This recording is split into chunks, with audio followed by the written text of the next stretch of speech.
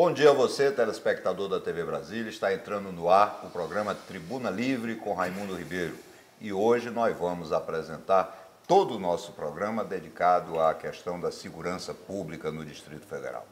Temos aqui ao nosso lado alguns convidados, o João Zisman, articulista político, jornalista, o nosso companheiro de bancada constante, Luiz Solano, também jornalista. E temos aqui um convidado muito especial, que é o Cabo Aquino, que tem feito muitas palestras, ele é integrante do batalhão escolar e tem feito muitas palestras sobre essa questão de segurança, de violência, junto às escolas do Distrito Federal. Então, gostaríamos de iniciar aqui, passando a palavra para o Cabo Aquino. Primeiramente, gostaria de agradecer a oportunidade de estar aqui fazendo parte desse programa. O Batalhão Escolar é uma unidade especializada da Polícia Militar que tem por função cuidar da segurança das escolas, de toda a comunidade escolar, e nós temos desempenhado várias funções. Dentre elas, uma que eu acredito que é uma das mais interessantes, que é a questão das palestras, que a gente vai no cerne, a gente vai na prevenção, e dessa forma a gente atinge o jovem, o adolescente, a criança, antes que ela venha a cometer algum tipo de delito. Então, o batalhão escolar se soma à escola. Perfeito. A gente soma com os professores, a gente está diuturnamente trabalhando com os professores, tanto nas escolas públicas quanto nas escolas particulares.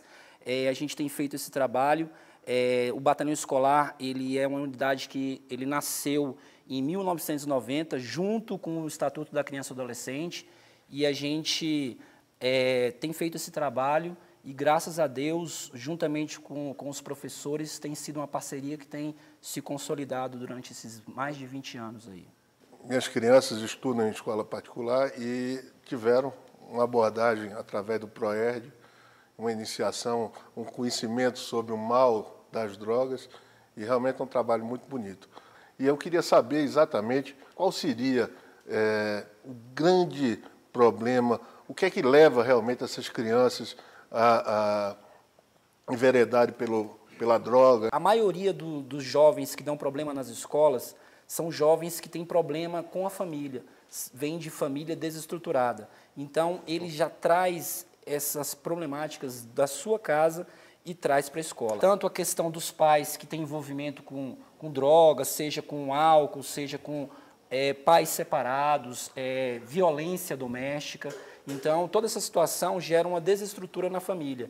E esse jovem, essa criança, vai refletir na escola.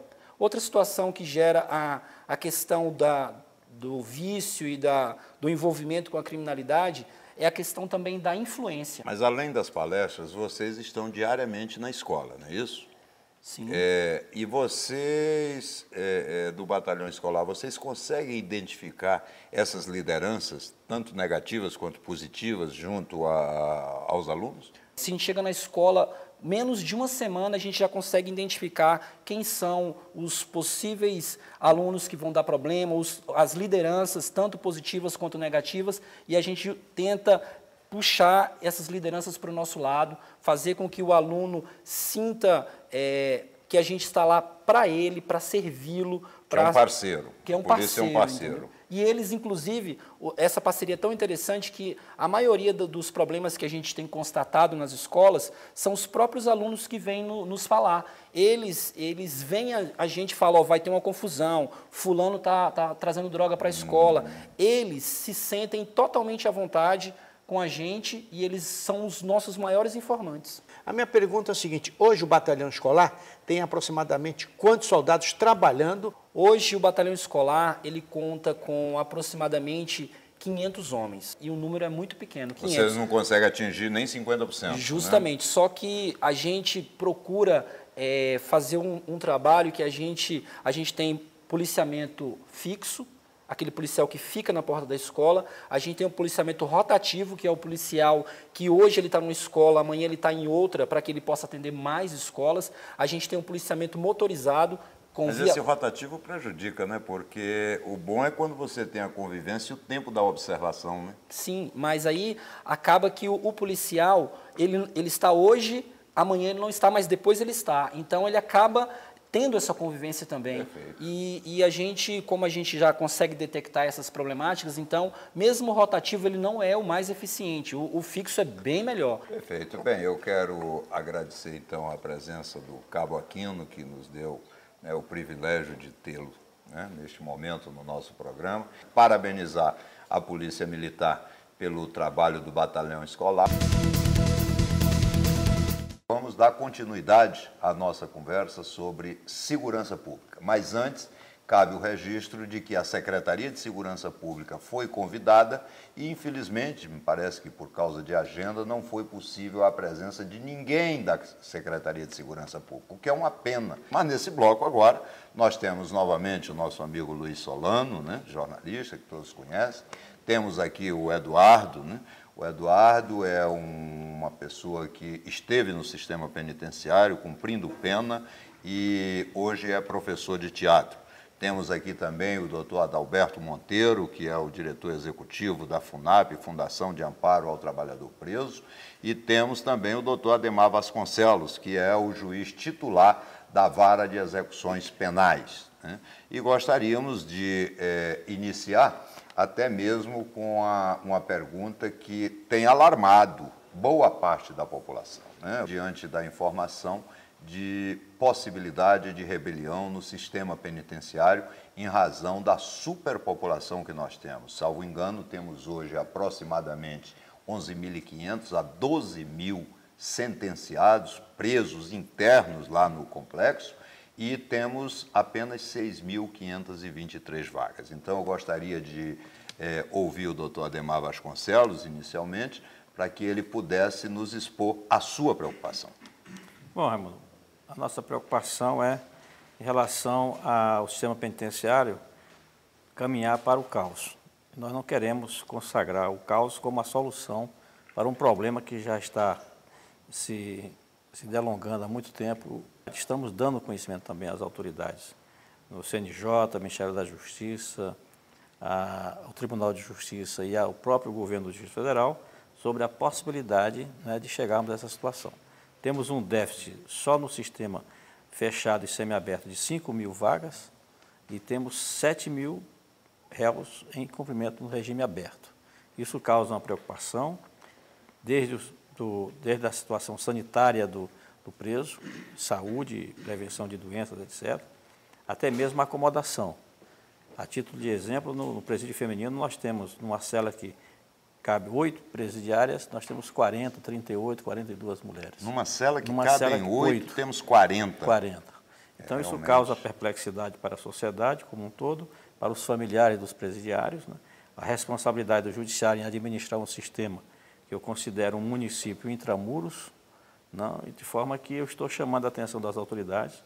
Levei pessoalmente ao governador um documento reservado, com o testemunho do Ministério Público, do secretário de Segurança Pública, dos subsecretários, falando exatamente sobre esses problemas. E qual foi a resposta do governador sobre essa questão? Ele recebeu, ouviu com atenção e prometeu uma providência em relação a isso. Em termos de prazo, ele falou? Não falou em prazo e nós não temos prazo.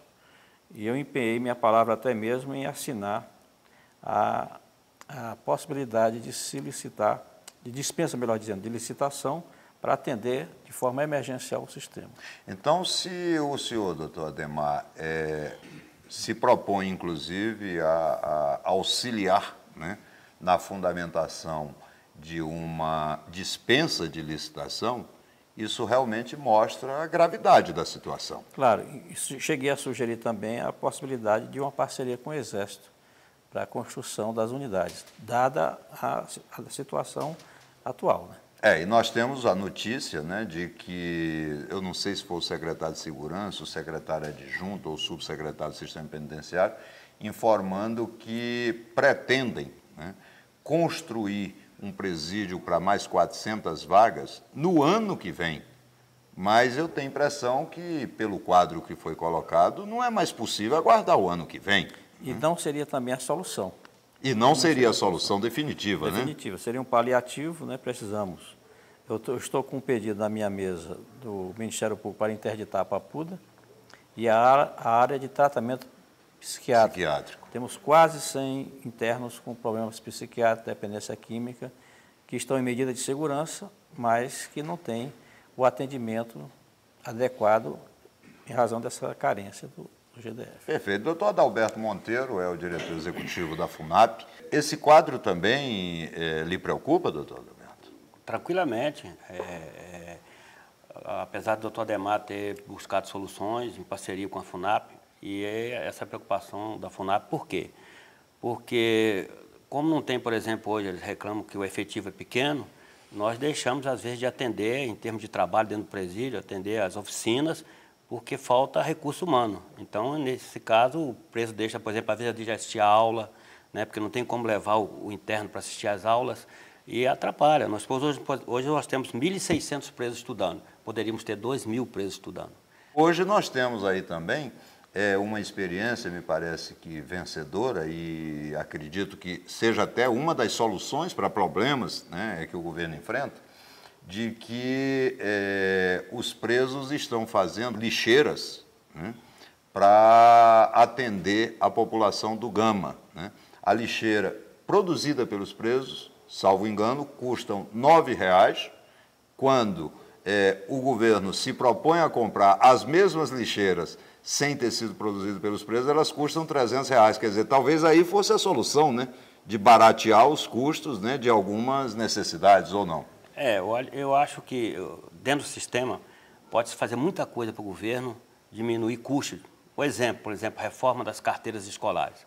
E além de outras coisas mais, por exemplo, o pão que é consumido dentro do sistema penitenciário é feito todinho lá dentro, como também nós produzimos bandeira para os colégios, né? Cuidando da lavanderia da Secretaria de Saúde. Tranquilamente. Hoje, se tirarmos, por exemplo, se a Secretaria de Saúde dispensar o interno do trabalho das lavanderias, pode causar até um problema sério de paralisação dos hospitais. Na época que eu estive lá, eu me lembro que eu, visitando o hospital de Sobradinho, eu tive a oportunidade de atender 2 internos que estavam trabalhando na lavanderia. E aí eles vieram me reclamar algumas condições e tudo, né? Inclusive com questão de salário, parece que atrasado, alguma coisa assim. Em primeiro lugar, a FUNAP ela é uma fundação que ela faz contrato, por exemplo, com a sua empresa. E ela não paga, quem paga é a sua empresa. Se a sua empresa não manda o recurso, não repassa para a FUNAP não tem como pagar o preso que está trabalhando na sua empresa. Então, existe casos em que o repasse não é feito dentro do prazo. O que acontece, Adalberto, com a empresa que não faz o pagamento no tempo devido? Geralmente não é empresa. Geralmente são órgãos do governo. As empresas, órgãos do governo, com uma coisa ou outra. Que beleza! A burocracia atrasa, entendeu? Agora, as empresas, geralmente, elas pagam em dia, repassam o recurso à FUNAP e a FUNAP paga o interno. Qual é a grande vantagem de contratar um sentenciado pela FUNAP? 2 grandes vantagens. Por exemplo, quando ele contrata um sentenciado, ele está ajudando no processo de ressocialização. Perfeito. E a segunda, para ela, financeiramente, ela não vai pagar encargos sociais. A lei de execução penal, ela é fantástica, foi uma coisa maravilhosa, foi uma coisa espetacular. Por quê? Porque faz com que a pessoa, vou contratar um interno, porque eu não vou pagar hora extra, não vou pagar 13º, eu não vou pagar fundo de garantia. Não tem vínculo empregatício. Não tem vínculo nenhum. Então, quer dizer, para a empresa é uma maravilha. Então, o custo de um trabalhador preso, vamos supor que ele ganhe salário mínimo, o custo é só o salário mínimo para a empresa. O salário mínimo e uma taxa para a FUNAP, que é o que mantém a FUNAP praticamente. Tá, porque hoje nós sabemos o seguinte, que o Sistema Tributário Nacional, que alguns chamam de manicômio tributário nacional, ele praticamente triplica ou quadruplica, né, aquilo que o trabalhador recebe como salário. Para vocês terem uma ideia. Então, na FUNAP não há isso, quer dizer, o custo é só aquele mesmo, mais uma pequena taxa. A mão de obra do interno é boa, muito boa.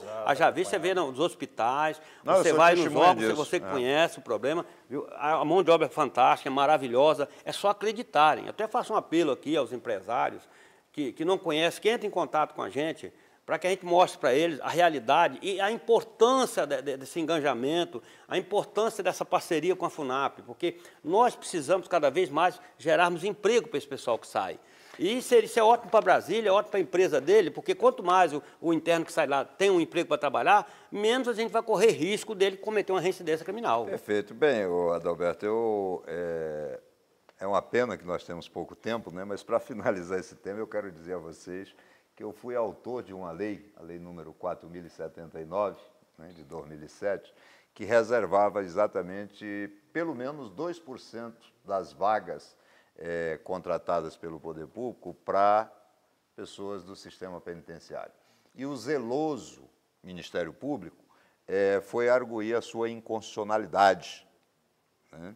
Então, é uma pena que a gente não consiga, né, às vezes, trabalhar, né, quando temos órgãos de controle social que deveriam se preocupar com coisas, né, mais terríveis, né, não fossem atrás de se buscar inconstitucionalidade, que eles buscassem, né, verificar o fim a que se deseja. Mas isso é apenas um desabafo. Olha, sua lei foi reeditada por um parlamentar. Pelo deputado Agaciel Maia, né, e foi vetada inclusive pelo governador. Me parece que a Câmara Legislativa, com bom senso, derrubou o veto. Derrubou o veto. Agora nós estamos, não se preocupe, o Ministério Público vai derrubar, entendeu? Nós estamos, inclusive, agora já tentando fazer levantamento das empresas que vão entrar em processo licitatório com o governo para mão de obra, para a gente tentar usar essa lei aí, porque é importante para Brasília.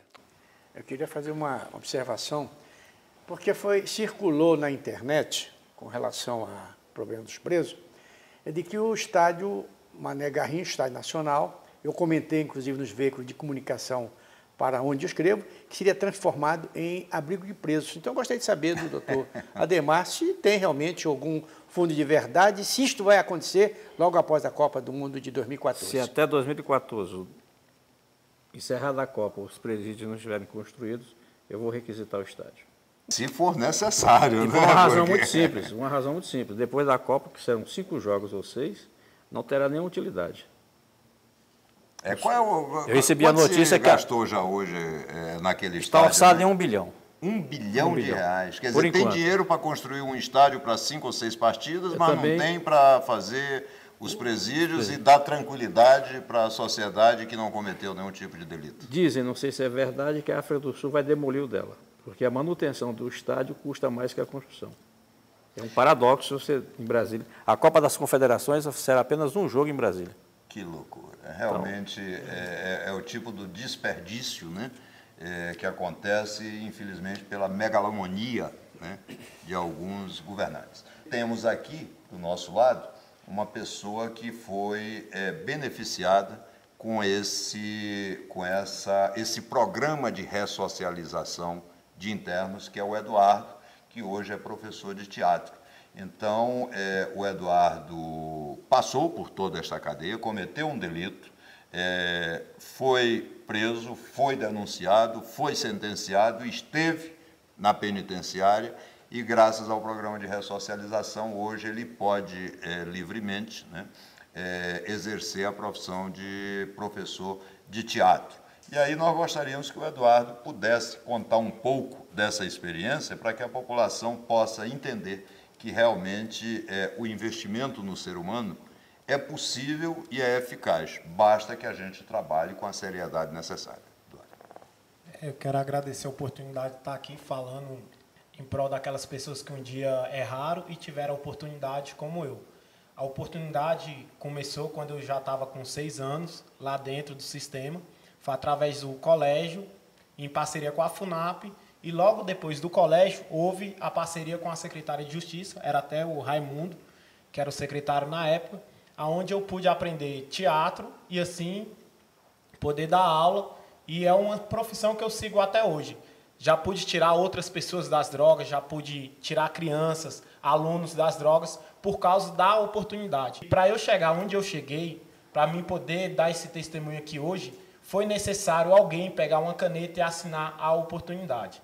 Eduardo, você hoje enfrenta ainda algum tipo de preconceito pelo fato de ter sido sentenciado, pelo fato de ter cumprido pena, junto à família, junto à sociedade, familiares, alguém assim?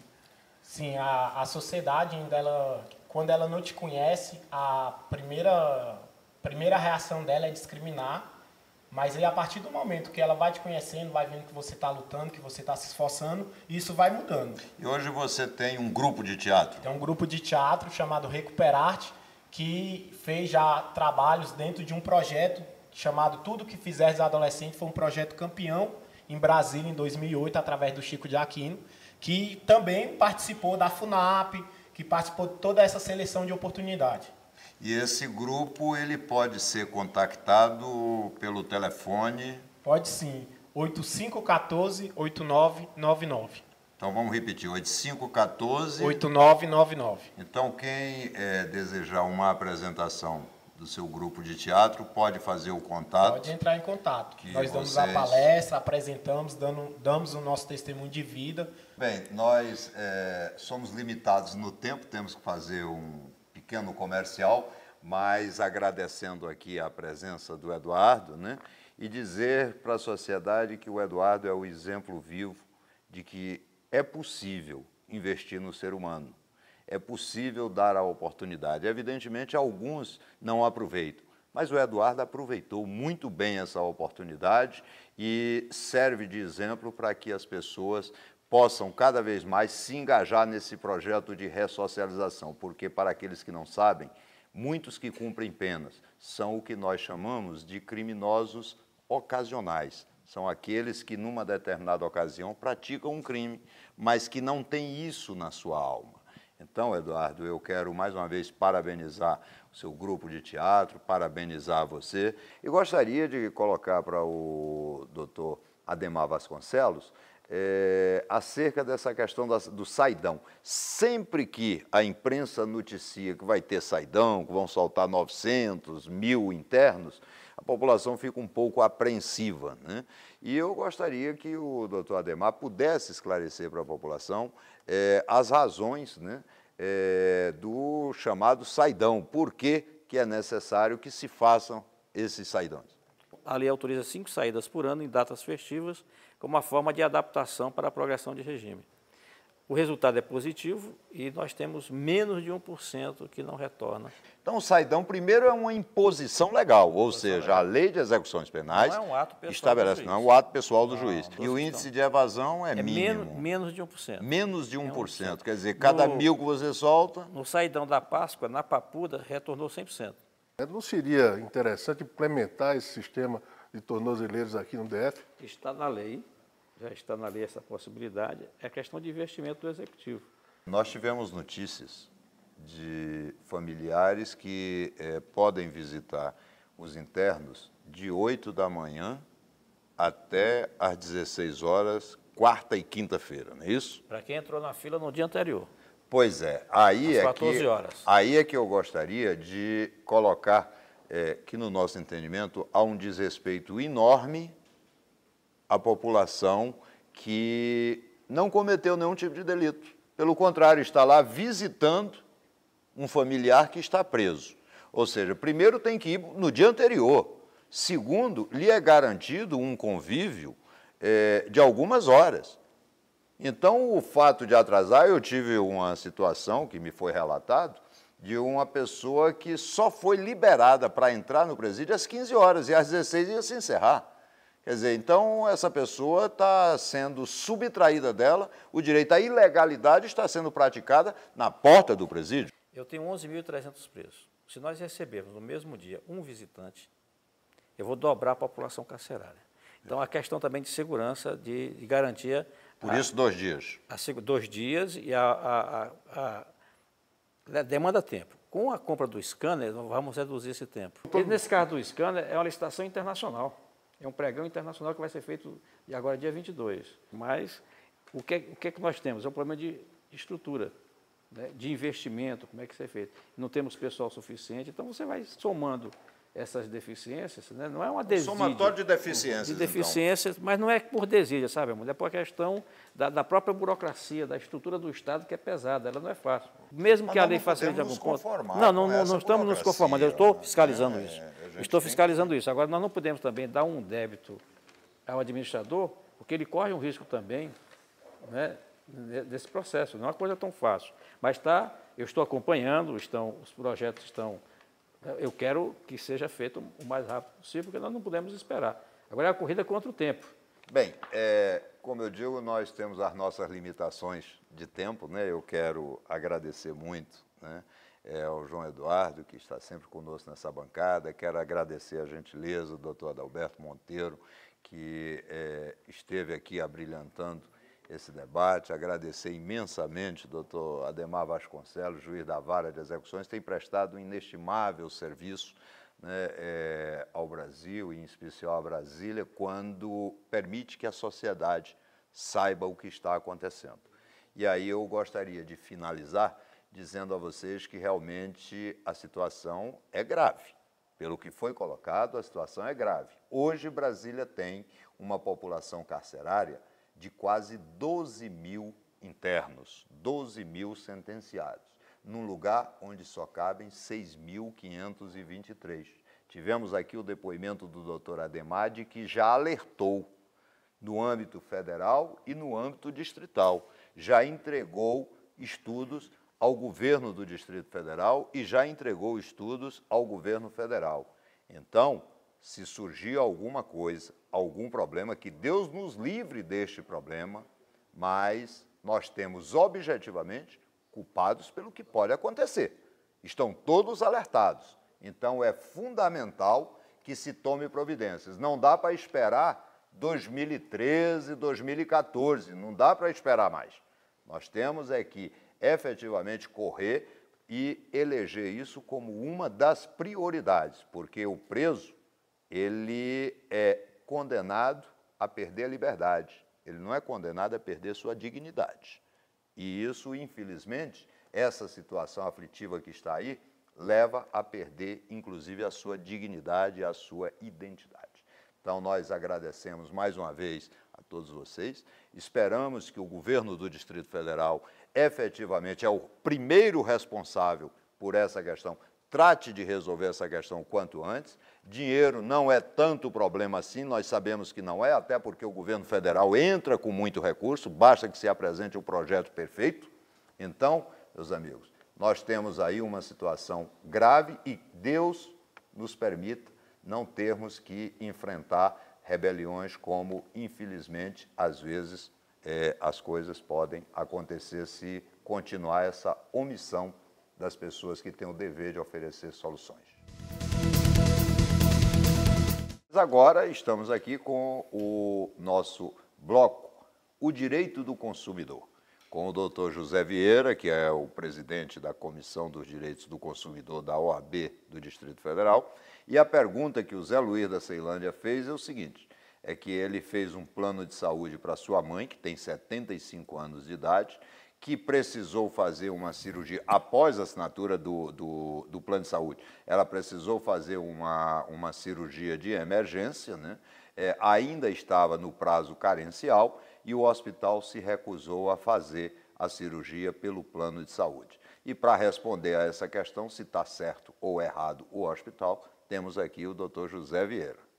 O caso do José Luiz, lá da Ceilândia, ele pode levar a sua mãe ao hospital e pedir ao médico a emissão de um laudo médico pericial de toda a situação, a doença da sua mãe.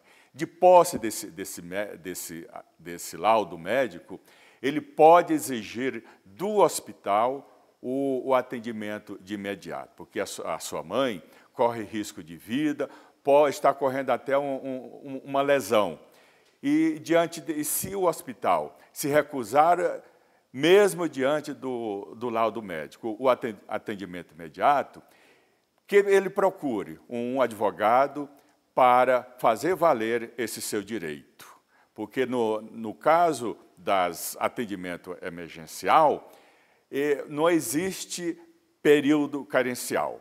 Bem, se você também tem dúvidas sobre o direito do consumidor, pode escrever a sua pergunta para o e-mail que está embaixo no seu vídeo, né? tribunalivrerr@gmail.com, tribunalivrerr, tudo junto, @gmail.com, que essa pergunta será imediatamente encaminhada ao Dr. José Vieira e no próximo programa ele responderá para você diretamente Caro consumidor, muito obrigado a todos os telespectadores da TV Brasília e, se Deus quiser, na próxima semana, no próximo sábado, estaremos aqui no horário de meio-dia a meio-dia e meia.